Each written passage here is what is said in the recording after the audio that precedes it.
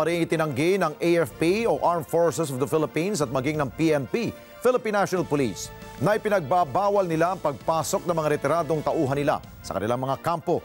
Kaninang umaga, dinaluhan ni Pangulong Marcos Jr. ang Year-End Command Conference ng Sandatang Lakas, pero sabi ng militar, hindi kasama sa tinalakay ang issue ng destabilisasyon. Mark Gabriel sa balita. Kay Sir Bico yun. Walang utos si PNP Chief General Benamin Acorda na huwag papasukin sa kanilang mga kampo ang mga retiradong pulis. Kaya nagtataka ang general kung saan galing ang impormasyon na ito.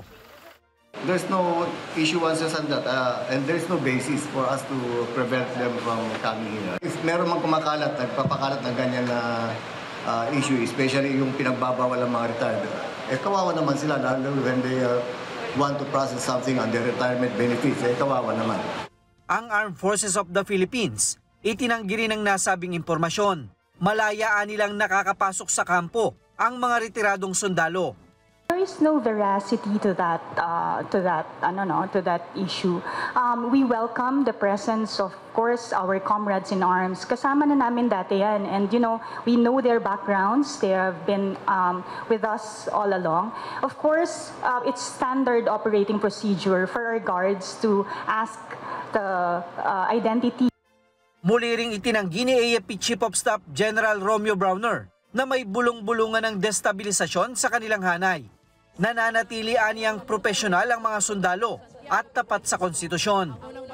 Personally, dun sa pag-ikot ko sa ating mga units, dun sa aking paikipag-usap sa ating mga commanders, I have personally, I gauged that there is no need for a loyalty check and that our commanders and our troops remain loyal to the Constitution. Kaninang umaga, nagsagawa ng Year-End Command Conference ang AFP na dinaluhan mismo ni Pangulong Ferdinand Marcos Jr. na kanilang Commander-in-Chief. Kasama sa mga direktiba ng Pangulo ang pagbabago at pagpapalakas ng estratehiya laban sa insurgency, terorismo, natural disasters at tensyon sa West Philippine Sea. Hindi naman napag-usapan ang ukol sa usapin ng destabilisasyon. So yun na walang nabanggit niya about the destabilization that's happening kasi nararamdaman po namin na mas malaki pa yung mga problema na hinaharap namin. So we focused on the tasks that are at hand, lalong-lalo na kailangan harapin natin, tapusin natin yung problema with the communist terrorists, the local terrorists, tapos yung pong problema rin na nangyayari worldwide ay tinitignan natin kung ano yung magiging epekto dito. For instance, yung gera ng Israel at ng Hamas. So we're looking into all of that, especially yung challenges natin dito sa West Philippine Sea.